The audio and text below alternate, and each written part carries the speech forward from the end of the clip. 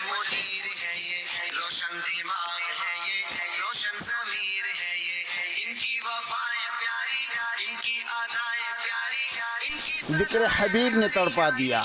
آپ نے بار بار حضرت ابراہیم علیہ السلام کا تذکرہ قرآن میں بھی اور حدیثوں کے اندر بھی بار بار سنا ہوگا، اور خاص طور سے ذی الحجہ کے مہینے میں جو قربانی کا وقت ہوتا ہے، حضرت ابراہیم علیہ السلام کی کیسی کیسی قربانیاں، تو ایسے اللہ رب العالمین نے کئی سارے جو ہے تو ان کے امتحانات لیے، اور حضرت ابراہیم ہر امتحان میں کامیاب ہوئے، اس لیے اللہ رب العالمین نے آپ کو خلیل اللہ کا لقب عطا فرمایا۔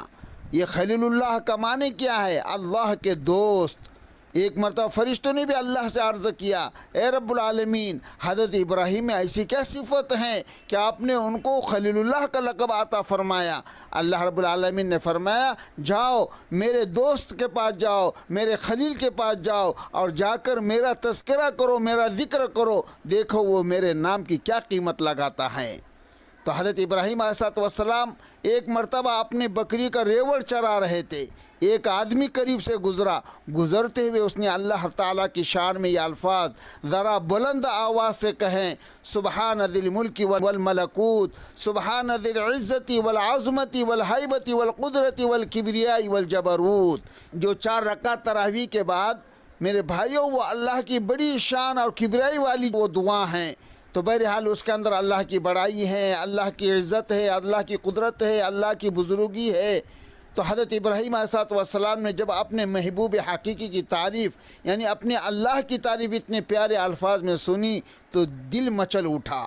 فرمایا، قریب آئے، کہنے لگے، ارے میرے اللہ کا ایک مرتبہ اور نام لینا۔ اس نے کہا کہ یہاں پہ مفت میں نہیں لوں گا، بلکہ اس کے بدلہ میں کچھ دینا پڑے گا۔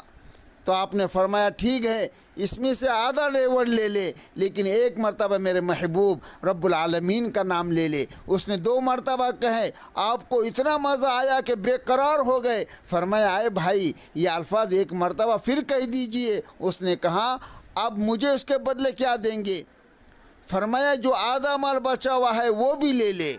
اس نے یہ الفاظ جب کہا تو اس طریقے سے کہا کہ حضرت ابراہیم کا دل اور مچل گیا۔ یعنی جو سچے عاشق ہوتے ہیں، جب اپنے معشوق کا نام لیا جاتا ہے تو ان کا اور زیادہ دل چاہتا ہے کہ میرے خاص دوست کا نام لے، اس کے تذکرے ہو۔ تو جب اس نے کہا کہ اب آپ کے پاس دینے کے لیے کیا ہے؟ سب کچھ تو آپ نے دے دیے۔ تو حضرت ابراہیم علیہ السلام کہہ رہے ہیں کہ میرے پاس تو کچھ نہیں بچا، لیکن یہ جو بکریاں چرانے کے لیے آپ کو غلام کی ضرورت ہے، اس لیے میں اپنے آپ کو بیچ دیتا ہوں، یعنی تیری بکریاں سنبھالوں گا، تیرا غلام بن جاؤں گا۔ جب حضرت ابراہیم کی یہ الفاظ اس نے سنے تو اس نے کہا، اے حضرت ابراہیم خلیل اللہ، آپ کو مبارک ہو، میں تو فرشتہ ہوں، مجھے اللہ تعالیٰ نے بھیجا ہے کہ جاؤ اور میرا نام لو اور دیکھو کہ وہ میرے نام کے کیا دام لگاتا ہے۔ سبحان اللہ، ایک دم بھی محبت چھپ نہ سکی جب تیرا کسی نے نام لیا، جان دی ہوئی اسی کی تھی، حق تو یہ ہے کہ حق ادا نہ ہوا۔ ایک مرتبہ حضرت ابراہیم علیہ السلام کی روح لینے کے لیے ملک الموت آئے۔ انہوں نے فرمایا ملک الموت سے، ہر رأیت خلیل یقبض روح خلیلی، کیا آپ نے کسی ایسے دوست کو دیکھا جو اپنے خلیل کی روح کو قبضہ کر رہا ہو؟ یعنی کوئی دوست ایسا دیکھا کہ کوئی دوست اپنے دوستوں کی روح قبضہ کر رہا ہو؟ انہوں نے کہا کہ اچھا، اللہ تعالیٰ سے پوچھ کر آتا ہوں۔ ملک الموت نے اللہ تعالیٰ کے حضور میں عرض کیا کہ اے رب العالمین، پیغمبر خلیل اللہ ایسا کہہ رہے ہیں۔ تو اللہ رب العالمین نے کہا کہ جاؤ میرے حبیب کو پیغام دو، ہر رأیت خلیلا یکرہ لقاء خلیلی، کیا تم نے کسی دوست کو دیکھا کہ اپنے دوست کی ملاقات سے انکار کر رہا ہو؟